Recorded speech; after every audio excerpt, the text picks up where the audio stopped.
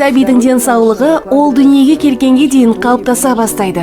Сол себепті жүктілік кезінде үйлесімді тамақтанған және түрлі топтағы өнімдерді дұрыс қатынаспен тұтынып отырған маңызды. Тамақтану бойынша ұсыныстар сіздің дене салмағыңыздың индексіне байланысты және оны сіздің патронаждық медбикеңіз жеке түрде әзірлейді. Сіздің рационыңызда болуы тиіс өнімдер жармалар, макарондар, картоп және нан, жеміс-жидек, көкөністер, сүт өнімдері, майы жоқ ет және балық, және де өте аз мөлшерде тәттілер. Түрлі жармаларды, бұршық, тұқымдастарды, нан мен картопты күніне 10 порцияға дейін жеп отыру керек. Жеміс-жидек, көкөністер 9 порцияға дейін. Жүкті әйел майсыз сүт өнімдерінің күніне шамамен 3 порциясын жеу керек.